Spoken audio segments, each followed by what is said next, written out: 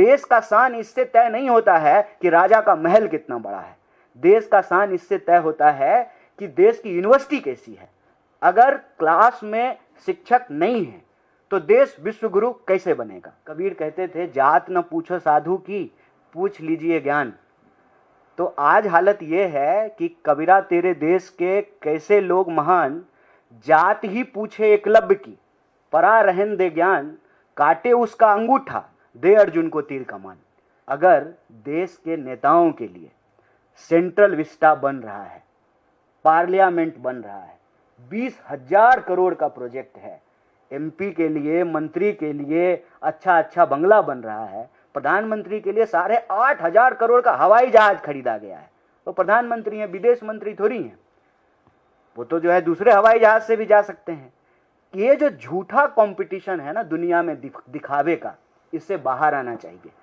नेता प्रतिपक्ष राहुल गांधी जी लगातार दलित, पिछड़े, आदिवासी, अति पिछड़े और अल्पसंख्यक वर्ग के जो विद्यार्थी हैं, जो शिक्षक हैं, जो कर्मचारी हैं, उससे लगातार मिल रहे हैं। ये एक दिन की बात नहीं है, कई मीटिंगों के बाद।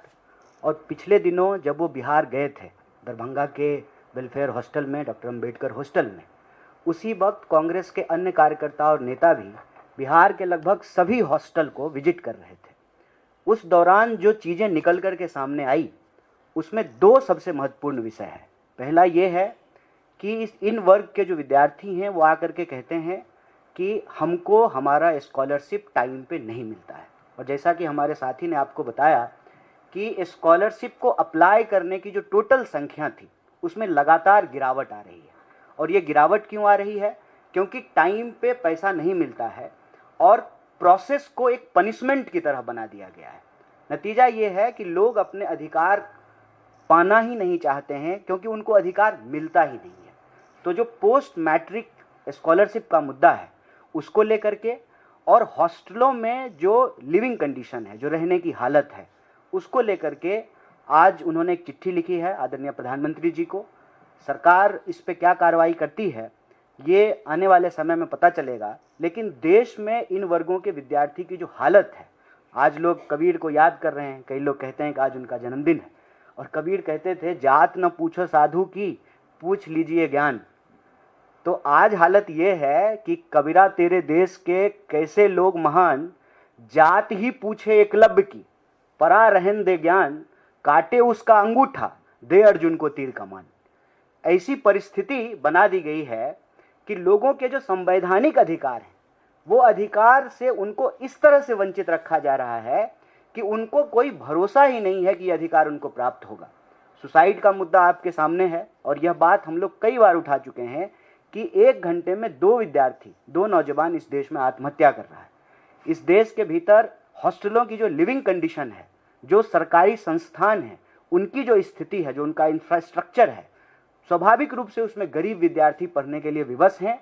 और सरकार उनके लिए एक तो बजट कम करती रहती है, लगातार भारत में शिक्षा के बजट को कम किया गया है, इसको बढ़ाया नहीं गया है। अगर विद्यार्थी को पढ़ने नहीं दिया जा रहा है तो सवाल ये है कि देश विकसित कैसे बनेगा। अगर क्लास में शिक्षक नहीं है तो देश विश्वगुरु कैसे बनेगा। अगर आने वाली पीढ़ी को पढ़ाया ही नहीं जाएगा तो देश कैसे आगे बढ़ेगा। तमाम लोगों ने ये कहा है कि शिक्षा ट्रांसफॉर्मेशन का सबसे मजबूत टूल होता है। देश की शिक्षा व्यवस्था की यदि ऐसी हालत है तो हम देशवासियों के लिए ये चिंता का विषय है। आदरणीय राहुल गांधी जी ने जो पत्र लिखा है उसके कॉन्टेक्स्ट में कि इमीडिएटली पोस्ट मैट्रिक जो स्कॉलरशिप है उसको रिलीज किया जाए।